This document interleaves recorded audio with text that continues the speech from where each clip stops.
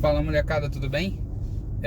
Professor Pedro Ivo na área, videozinho novo para falar do que aconteceu na segunda-feira, que já vinha um prelúdio do que aconteceu na própria sexta, e também tentar passar a minha visão sobre esse processo que vem acontecendo no Brasil de perda de capacidade produtiva e muita fragilidade a questões externas que, ao que parecia, o Brasil estava um pouco imune.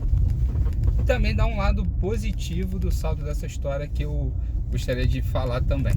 Bom, primeira questão, o Brasil foi pego de calça arreada, ou seja, totalmente desprevenido a essa crise, não havia menor plano contingencial para isso, até porque pouca coisa havia sido pensado nesse sentido, ninguém tinha antecipado uma crise desse tamanho. Porém, o coronavírus já estava anunciando que iria ser um agente de promoção de recessão, né? E o canal de transmissão dessa recessão é simples, né? Menos gente produzindo nos países contagiados, menor a produção, menos produto disponível para que seja consumido. Isso se repercute de maior ou menor grau a depender do grau de complexidade, do tamanho da inserção internacional das economias afetadas.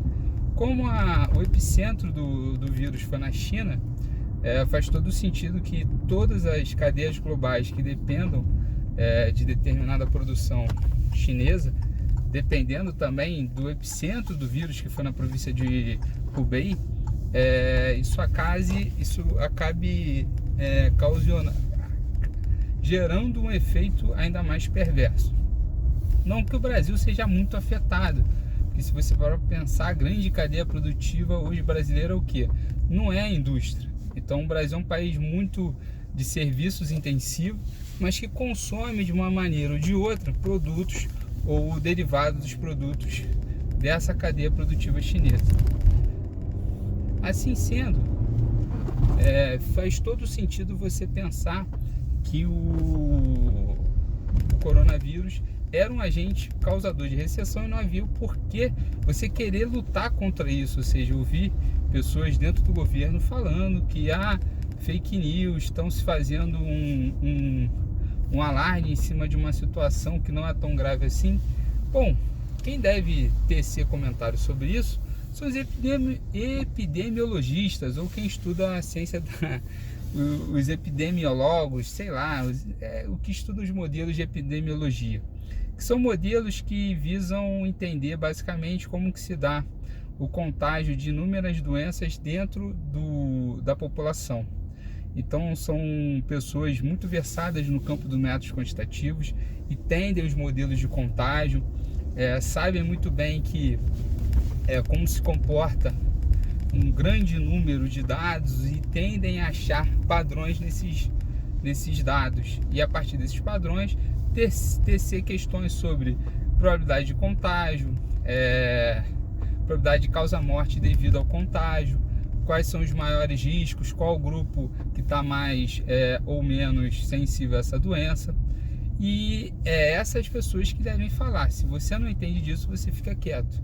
Eu entendo alguma coisa de métodos quantitativos, da parte de análise de dados, mas não de modelos epidemiólogos, ou seja, modelos que visam analisar apenas a relação entre um Y específico, que seria, de repente, a probabilidade de você ser contagiado por uma determinada doença. Eu estudo outros fenômenos e tal, que não esses fenômenos propriamente ditos de saúde.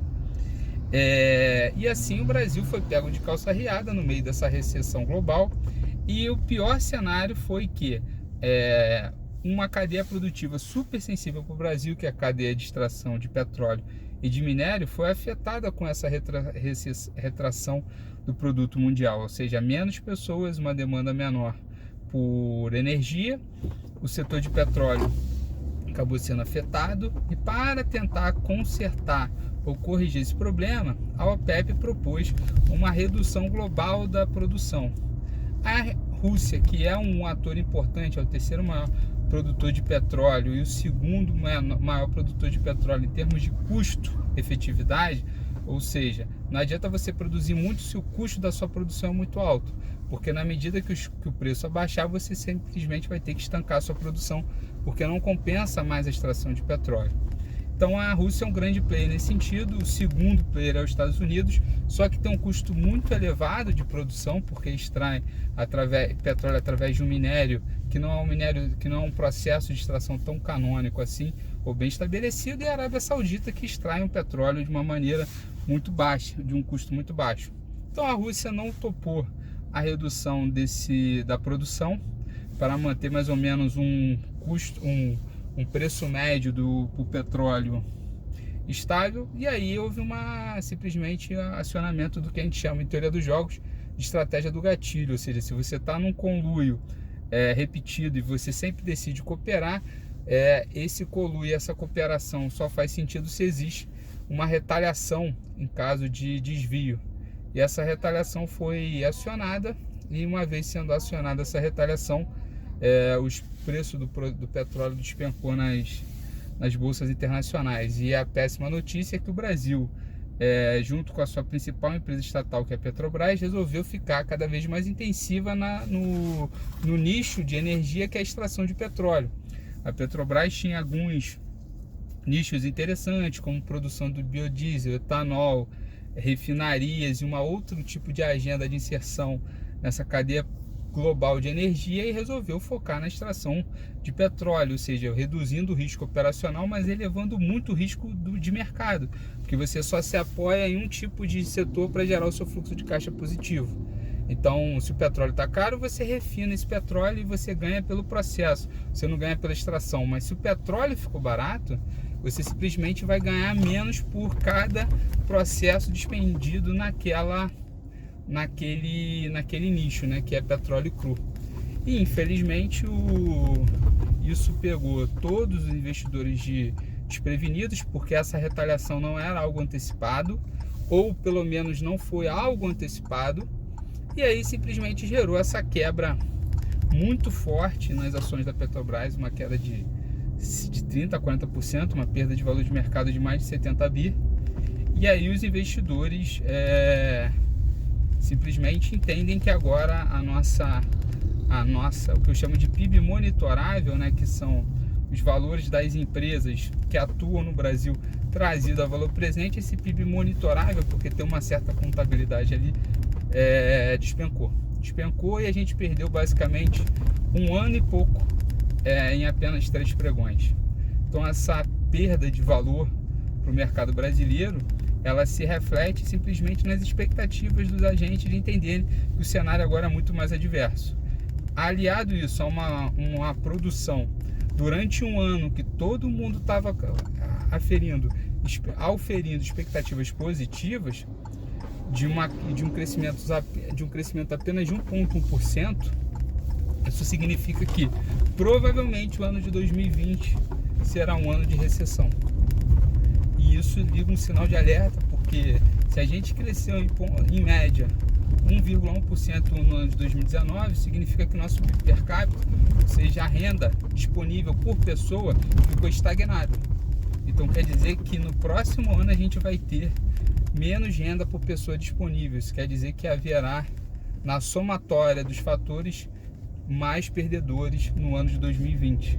Então você que estava pensando que talvez o epicentro da recessão que a gente viveu em 2015, 2014, 15 e 16 havia sido deixado para trás, infelizmente não. E a agenda do governo, que tem que ser rápida, tem que ser enérgica, foi, na sua primeira fala, questionar uma eleição que ele já ganhou. Então você percebe que há uma série de contradições, de problemas de gestão básicos, ou seja, como fazer a gestão de uma crise, como você se portar perante algo incerto e acionar sempre planos contingenciais, ou seja, na medida que algo der errado, você está sempre preparado. Não quer dizer que você esteja imune, mas está sempre preparado e com uma reação engatilhada a esse provável cenário, que não tem probabilidade zero, dado o que aconteceu. A gente mostra que não tem nenhum tipo de preparo. Isso vai causar, obviamente, uma frustração de expectativas, e a gente vai ver o mercado ainda mais andando de ladeira abaixo. E aí, para finalizar, são duas coisas que me deixam um pouco perplexo. Dólar e bolsa sempre foram correlacionados negativamente. Por quê? A bolsa é uma aposta interna e o dólar é uma aposta externa sobre a facilidade ou não, a atração ou não de negócios internos no Brasil. Por que o dólar valoriza? Porque mais gente acha que não vale a pena fazer negócios com o Brasil. E aí, não valendo a pena fazer negócios no Brasil, por que eu preciso reter moeda brasileira? Então, vendo moeda brasileira, aumenta a oferta de reais, reduz a oferta de dólar, o preço do dólar cai, e isso trazido sempre para o presente, ou seja, sempre um processo de expectativas, pensando num futuro que às vezes tem um horizonte quase infinito. E essa correlação sempre foi negativa, porém em 2019 a correlação foi positiva. Às expensas do dólar se valorizando, a bolsa cresceu. E ontem, pela primeira vez, o sinal foi de reversão dessa correlação positiva, muito contingencial, né? Muito atrelada a esse momento específico. E agora o que parece, se o dólar continuar se valorizando, a expectativa é de desvalorização na bolsa. E aí o meu segundo ponto, que é a questão da inflação, que geralmente quando isso acontecia, o Brasil era obrigado a subir juros para poder manter a rolagem da dívida um pouco estanque, mas principalmente para poder manter a inflação sob controle. E a gente percebe que mesmo nessa desvalorização brutal do real, não está havendo uma pressão forte inflacionária. Provavelmente um dos motores da inflação foi desligado. Talvez um motor de expansão monetária discricionária que basicamente ficava alheio a qualquer tipo de conta. Há alguns estudiosos que mostravam que a dívida líquida brasileira, de fato, não cresceu muito, mas quando se analisava a dívida bruta, você não conseguia esconder essa expansão monetária que era feita à revelia de Congresso, Senado e lei orçamentária anual, plano plurianual e por aí vai. Então, ou seja, parece que alguma coisa na dívida bruta indicou que havia algo errado nos períodos de forte aceleração inflacionária, mesmo às expensas de uma crise. E nesse momento atual, ao que parece, a inflação está sob controle. Então, um dos motores que desligavam a aceleração econômica, que era o crédito, ele continua mais ou menos ativo. E ao que parece, os bancos eles vão ter grande dificuldade de continuar aumentando a sua participação no PIB, na produção, simplesmente encarecendo cesta de serviços, porque há muitas outras tipos de concorrência nesse setor, como as fintechs e por aí vai.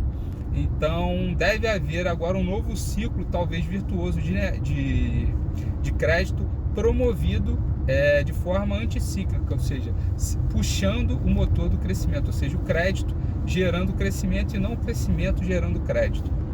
Porém, isso tudo depende de vários cenários, então é uma coisa que pode acontecer, algo positivo. A gente sabe que o crédito estimula principalmente o consumo de bens duráveis e imóveis, então faz sentido com que esses setores sejam muito privilegiados e aconteça uma valorização, porém tudo é baseado numa análise ceteris paribus. Então, para finalizar, quem pulou o vídeo e só quiser passar uma parte para finalizar, eu acredito que a renda variável continue muito ruim. Eu acredito que a renda fixa não tenha saltos de taxa de juros, dado que estamos olhando apenas para a pressão de inflação e existe uma agenda de tornar o Banco Central cada vez mais independente, e mesmo que fosse dependente não faria sentido subir juros, a não ser para apreciação cambial, ou seja, reduzir a desvalorização em relação ao dólar. 3. Pode haver uma luz no fim do túnel movimentada pelo crédito direcionado através de modelos quantitativos que os bancos estão investindo de forma maciça e pesada para saber quem merece crédito ou não. Então essa agenda do cadastro positivo é uma agenda para tentar tornar factível essa operação. Porém, tudo depende de como que vai ser organizado as finanças públicas, porque de um lado a gente está vivendo um momento de estrangulação onde a política fiscal não é mais efetiva, e ela não é mais efetiva por uma hipótese bem simples, que o Barrin, no seu artigo de 72, falava que era a teoria da taxação suave, o tax move. E essa taxação suave, ela diz o seguinte: se você não consegue ter períodos de déficit fiscal não estacionário, então para tornar a conta estacionária você vai precisar aumentar tributos uma hora, e esse aumento de tributos faz com que as famílias não queiram consumir ou aumentar consumo com base numa política fiscal expansionista sobre o período de déficit. Isso vem lá da teoria da equivalência ricardiana, mas é algo que mais ou menos está bem estabelecido. Talvez para os Estados Unidos não, porque lá está se fazendo uma política fiscal à expensa de déficit, mesmo assim está havendo uma expansão do produto. Claro que nem tudo é preto no branco, há várias coisas que tornam muito complicada essa análise de causalidade, mas em tese o resumo é esse. Quem gostar, por favor, compartilhe, desculpe aí o tamanho do vídeo, mas eu acho que quem assistir até o final vai ter uma boa mensagem sobre o que está acontecendo. Valeu, galera, um abraço.